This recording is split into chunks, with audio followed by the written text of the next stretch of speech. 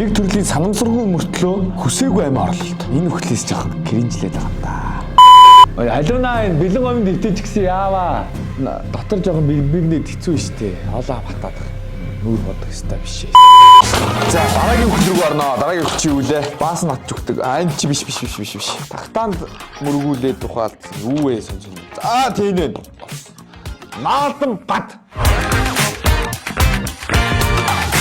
За манай эрчүүдийн 50-аас дээш хувь нь ариун цэврийн өрөөндөө суул тууран дээр жинхэнэ эрхчлөөг мэдэрдэг гэж байгаа юм байна. За манай энэхүү залуу маань бол суул туурандаа өдөржингөө бүтэн эрхчлөөг хэлсэн байна. За бац.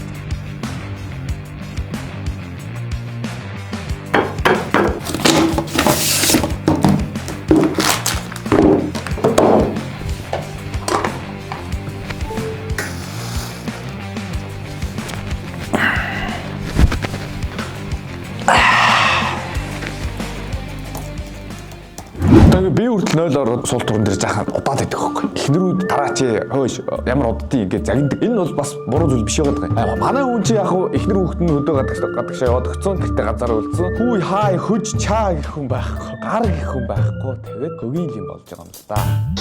Хөөш дамжуулаач. Зүтэ яа.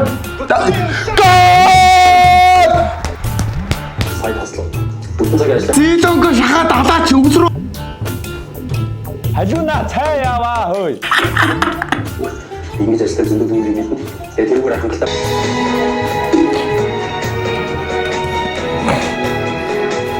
Бүтэн 18-9 цаг тасралтгүй 0-ийнхаа суул тууран дээр суусны эцэс хөл гарна бадаараа. Бүгсэн суул тууртайгаа нам наалдаа босё босч чадахгүй. Хөл нь бадаарч мэдрэлгүй болсон хөлтэй хүн яаж босох вэ тийм үстэй. Тэгвэл 0-оосоо босч чадахгүй хүн тэндээ өлбөрч өлсөж өгөх тавилантай байсан юм л да. Тэрийг би аварсан юм уу?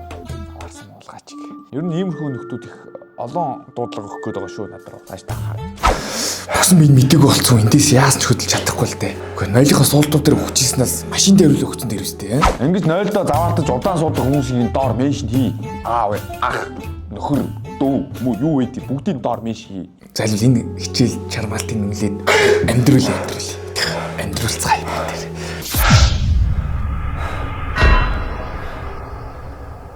За иймэрхүү нэг 3 азгүй өхлийн талаар би та бүхэндээ өнөөдөр танилцууллаа. Тэгээ дараагийн өхлүүдийг би бол өршөөхгүй. Бүгдээ дэш явуулна. Нэг ч өршөөхгүй. Гэдгийг санаа.